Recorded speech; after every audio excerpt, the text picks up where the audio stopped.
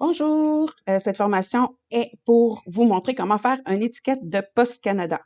Donc, c'est important que chaque colis que vous envoyez, donc chaque carton ait une étiquette de Post Canada différent. Donc, ici, vous entrez dans votre commande et ensuite, vous voyez, c'est ici qu'on fait notre étiquette Post Canada. Donc, premièrement, vous sélectionnez votre magasin. Je ne sais pas si vous allez avoir des suggestions ou c'est directement votre magasin, mais moi, je le sélectionne. Ensuite, le poids. C'est hyper important que ce soit en grammes. Donc, si vous n'avez pas le poids en grammes, vous pouvez aller sur Google et demander convertisseur de poids.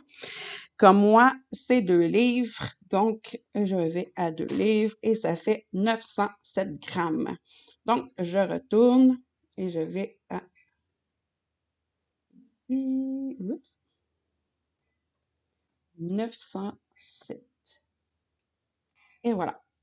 Ensuite, on sélectionne le service. C'est dans Post Canada et c'est dans Paquet expédié.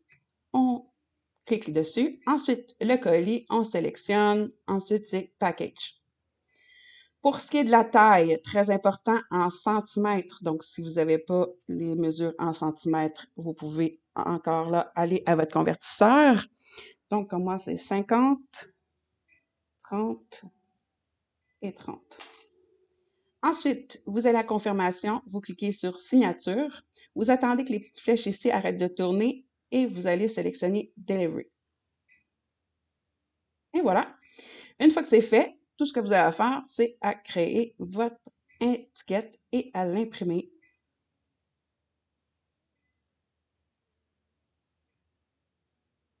Il est supposé de popper une nouvelle fenêtre. Des fois, ça arrive que la fenêtre ne pop pas.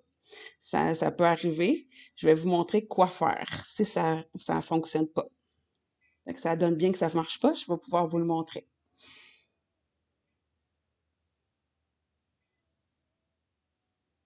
Donc, vous voyez, ça n'a pas popé. Ce que vous faites, vous pesez sur le X ici.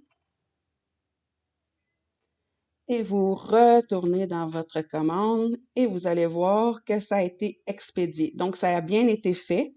Et si vous voulez imprimer votre étiquette, vous avez juste à cliquer ici et imprimer votre étiquette. Donc, là, c'est important. Comme lui ici, la commande, elle a été splittée. Donc, c'est important d'aller chercher le bonne étiquette. Donc, ici, vous voyez, c'est pas la bonne étiquette parce que là, c'est 150 cm par 13 par 9. Donc, c'est pas la bonne étiquette. Moi, ça serait le deuxième qui était le 50, 30, 30. Donc, c'est important de vérifier bien lequel vous avez à imprimer.